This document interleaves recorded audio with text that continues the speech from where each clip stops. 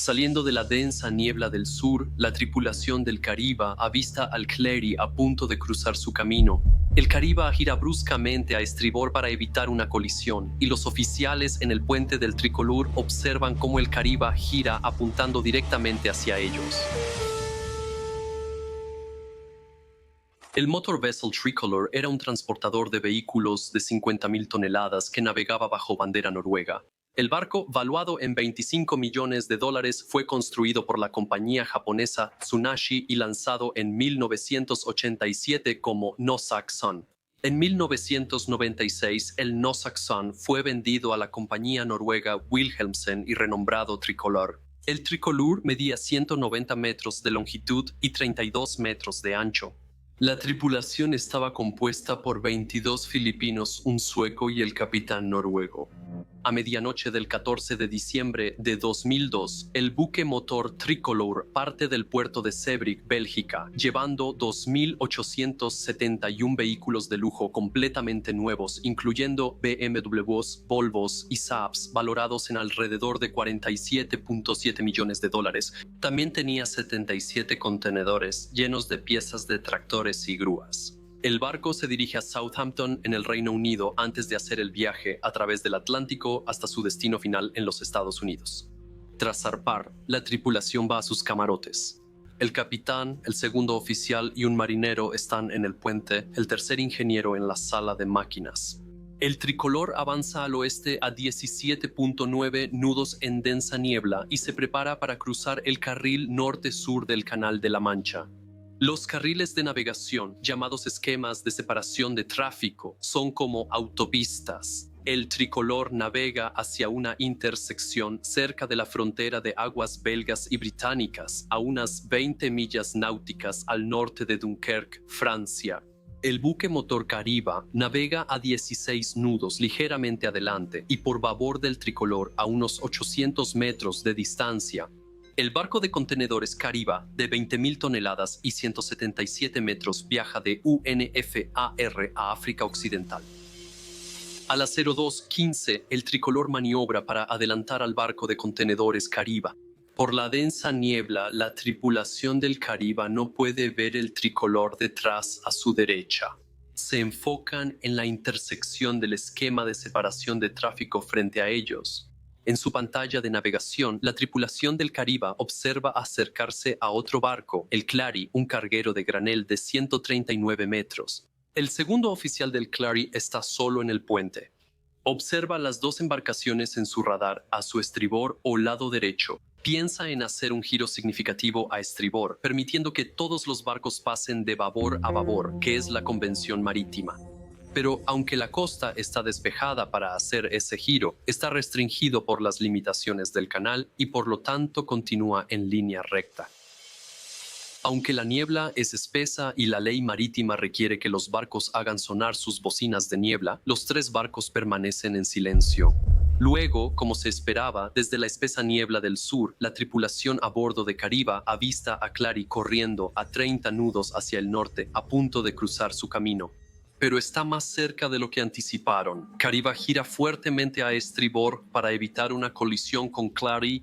Los oficiales en el puente de Tricolor observan a Cariba mientras adelantan el barco por estribor. Cariba gira de pronto a la derecha y va directo hacia ellos. En un intento por esquivar el barco que se aproxima, el capitán del Tricolor gira su timón fuertemente hacia estribor, pero es demasiado tarde. La proa de Cariba golpea el lado de babor o izquierdo del Tricolor, justo detrás del puente. La proa bulbosa de la Cariba abre un agujero detrás del mamparo estanco al agua del Tricolor y perfora el tanque de combustible de puerto número 3. Cuando el Tricolor tiembla por el choque, todos a bordo son despertados por el horroroso sonido de metal retorcido. Los hombres en el puente suenan rápidamente la alarma general para alertar a todos a bordo y envían una llamada de socorro por la radio. La tripulación se reúne rápidamente en su estación de reunión mientras el barco comienza a tomar agua e inclina hacia babor. El tercer ingeniero escapa por el eje del ascensor y se une a los demás en cubierta. La tripulación en la estación de reunión lanza una balsa salvavidas inflable y abandona el barco. A pesar de tener la proa severamente dañada, el Cariba está en mejor estado que el Tricolor. La tripulación lanza un bote y busca la balsa salvavidas del Tricolor en la niebla. El segundo oficial del barco Clary que se acerca decide que los dos barcos simplemente se han rozado o tocado ligeramente y por lo tanto ignora la llamada de socorro, borra sus cartas para ocultar sus rastros y se aleja desapareciendo en la niebla. El Tricolor se inclina fuertemente hacia babor y los oficiales en el puente se ven obligados a entrar en el agua helada del invierno del Canal de la Mancha. Aunque la noche es oscura y neblinosa, los tres hombres son encontrados rápido y rescatados por el bote salvavidas del Cariba. El remolcador belga Boxer atiende la emergencia y rescata a los 21 tripulantes restantes en la balsa salvavidas del Tricolor. La Marina belga y la Guardia Costera francesa son alertadas. Remolcadores y un barco de emergencia de la Guardia Costera del Reino Unido son enviados al lugar. Pero para cuando llegan a la escena ya es demasiado tarde. El Tricolor gira y se hunde en menos de media hora, golpeando el fondo arenoso con su costado de babor en 30 metros de agua. Con 32 metros de ancho en la viga, la sección de estribor del barco rompe la línea de flotación.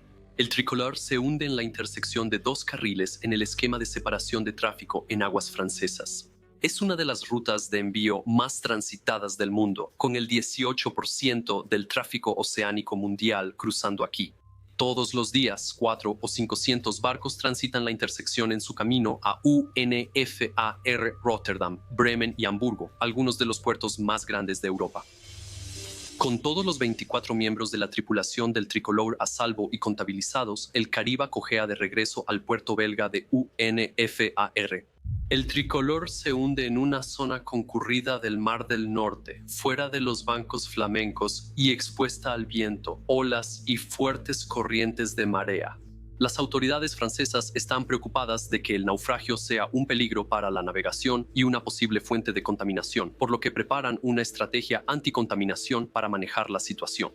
El equipo de la prefectura Mara de la región del Canal y del Mar del Norte implementa rápidamente protocolos de emergencia y contrata a una empresa especializada en contaminación accidental de agua llamada CEDA que envía a un experto al sitio. El especialista evalúa el riesgo de contaminación por combustible y aceite a bordo. El Tricolor transporta 200 toneladas de aceite diésel, 25 de lubricante y 2.000 de aceite combustible pesado distribuidos en 8 tanques de lastre. Todos están intactos y no hay indicaciones de ninguna fuga. Para alertar a los barcos, se coloca una patrulla marítima en el sitio del naufragio. 3 boyas luminosas de 10 metros de alto y 2.65 de ancho están ancladas a 150 metros del naufragio para marcar su ubicación real. La Guardia Costera de Dover y los funcionarios franceses emiten una advertencia de radio Very High Frequency sobre el peligro cada hora. El seguro del barco contrata a la empresa de rescate y salvamento Smith Salvage para vaciar el tanque de aceite del Tricolor con el fin de minimizar el riesgo de contaminación. Smith envía 2 barcazas para evaluar el proyecto y ayudar en la seguridad del sitio. El 16 de diciembre, 2 días después del incidente, el barco de carga holandés Nicola, de 3.000 toneladas, choca con los restos del Tricolor. El Nicola está vacío en ese momento y solo sufre daños menores. Los 2 remolcadores Smith sacan a Nicola del naufragio y puede navegar por su cuenta. Patrulleras francesas e inglesas son enviadas para reorganizar el marcado cerca del naufragio. Un chico con sistema Raycon se ubica a 600 metros de distancia. El Raycon emite un eco de radar que es visible en todas las pantallas. Se colocan otros 5 marcadores de luz cardinal a 600 metros de distancia del naufragio. Los marcadores cardinales indican la posición del compás que un barco debe mantener para evitar un peligro. Franceses, belgas y británicos sobrevuelan el naufragio a diario en helicóptero para monitorear fugas de petróleo. La grúa flotante Asian Hercules II es enviada al lugar del naufragio para servir como plataforma de trabajo para los buzos del equipo de salvamento cuando extraen el petróleo. Es un trabajo peligroso. Tienen que inspeccionar el barco en condiciones de invierno, lo que trae fuertes vientos, olas rompientes y gran oleaje, junto con las fuertes corrientes de marea en el Canal de la Mancha. Debido a que el barco está de lado, los buzos tienen acceso al fondo del casco, lo que les permite perforar agujeros a través de la quilla y entrar en los tanques de lastre para conectar válvulas. Conectan mangueras y una bomba para sifonar el aceite hacia una barcaza. El 21 de diciembre, una semana después del hundimiento, Smith Salvage inicia el bombeo de aceite del buque. El procedimiento se llama aligeramiento, donde la carga líquida se transfiere de un buque a otro. 3 días después, las autoridades francesas dan la orden de retirar el naufragio. Representa un riesgo para la navegación y el medio ambiente debe ser eliminado. A las 19:20 del 1 de enero de 2003, el petrolero turco Vicky no recibe la señal de Raycon, 6 balizas de luz, advertencias de radio Very High Frequency horarias, ni al buque de la Marina francesa cercano, y colisiona a toda velocidad con el naufragio. Vicky tiene 244 metros de largo y pesa 43.500 toneladas. Está transportando 70.000 toneladas de gasolina y más de 2.000 toneladas de fuelóleo pesado. A medida que sube la marea, Vicky logra reflotarse y solo 4 horas después, a las 23:00, navega 1 milla hasta un anclaje para evaluar sus daños. Al día siguiente, un helicóptero de la Marina francesa nota que el costado de estribor expuesto del Tricolor se ha hundido más debido a la colisión y Vicky tiene un tanque de proa roto que está filtrando petróleo al agua. Debido al mal tiempo, las operaciones de limpieza en el mar no pueden comenzar durante unos días. Rescatan más de 200 aves cubiertas de petróleo. Durante la próxima semana, una parte de la carga de Vicky se aligera en otro buque y el 12 de enero el barco abandona el anclaje. Bajo la presión de las autoridades francesas, británicas y belgas, el grupo Wilhelmsen invita a las empresas de salvamento a licitar para el rescate del naufragio. El naufragio debe ser removido lo más pronto posible con cuidadosa consideración por el medio ambiente. Solo 3 empresas presentan ofertas para la operación. El 22 de enero de 2003, bajo mal clima, la barcaza del buzo choca con el naufragio y daña 2 válvulas del tanque de combustible. Toneladas de combustible pesado se derraman en el mar. El grupo Wilhelmsen envía barcos anticontaminación a lo largo de las costas francesas y belgas para contener el derrame. El 17 de febrero, el equipo de salvamento completa el proceso de aligeramiento después de extraer tanto combustible y aceite como pueden del barco, pero solo recuperan 1.700 toneladas de las 2.225 toneladas de aceite que llevaba el Tricolor. Aún hay mucho aceite en la bodega y tanques de la sala de máquinas del barco. Los registros de control muestran que se derraman 170 toneladas de aceite al mar por pequeñas grietas en los tanques de combustible. El 11 de abril, el grupo Wilhelmsen otorga el contrato de salvamento a un consorcio de empresas. La empresa holandesa Smith Salvage lidera el programa en asociación con Scalda Salvage, URS Salvage y Marine Contracting y Multraship Salvage. El consorcio enfrenta una tarea desafiante de remover el gran buque en aguas turbulentas y en un canal de envío concurrido. El casco del Tricolor, de 32 metros de ancho y recostado sobre su costado de babor en el fondo marino, es demasiado grande y pesado para levantarse de una vez, y su ubicación en el canal de mareas dificulta construir equipo para enderezarlo y reflotarlo. El mejor curso de acción para el equipo de salvamento es cortar el portador en secciones más pequeñas y manejables. Tras una larga planificación, el equipo de salvamento divide el naufragio en 9 segmentos de 4.000 a 6.000 toneladas cada uno. Los cortes deben ser precisos, lo que significa que la operación necesita sistemas precisos de posicionamiento y navegación, así como un estudio detallado del naufragio y su ubicación. El equipo de salvamento emplea un sistema cinemático de largo alcance, LRK, para lograr la máxima precisión de posicionamiento en el proyecto. El receptor LRK se conecta a estaciones Sistema de Posicionamiento Global LRK en Bélgica y Países Bajos. La precisión se mejora añadiendo balizas fijas terrestres a los cálculos. La red LRK cubre por completo las regiones costeras de Bélgica y Holanda, con un alcance de 30 millas náuticas y precisión de hasta pocos centímetros. El equipo de salvamento utiliza equipo LRK para realizar una encuesta hidrográfica de sondeo de eco-multiaz. El sondeo de eco-multiaz es un tipo de sonar utilizado para mapear el lecho marino. El resultado de la encuesta es un mapa 3D del naufragio con ubicación precisa. Se colocan 2 plataformas de trabajo en cada lado del naufragio. Las plataformas se estabilizan con patas extensibles en el fondo del mar 30 metros debajo de la línea de flotación. Cuando las plataformas están listas, los buzos inspeccionan el casco del tricolor, marcan las 8 secciones de corte e instalan volardos en cada segmento.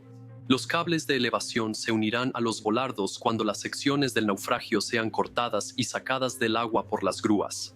La empresa líder en salvamento, Smith, también rescató el submarino ruso Kursk 2 años antes, en 2001. Usaron el mismo cable de esa operación de salvamento.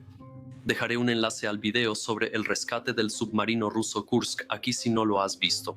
Un buque contra la contaminación está disponible durante toda la operación con las autoridades francesas y belgas vigilando de cerca para prevenir posibles daños al medio ambiente.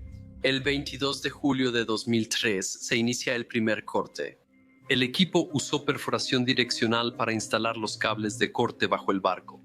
El sistema de perforación direccional es operado por ingenieros en la plataforma. Cuando la perforadora emerge del lecho marino en el otro lado del naufragio, se adjunta un tubo hueco y la perforadora se retira.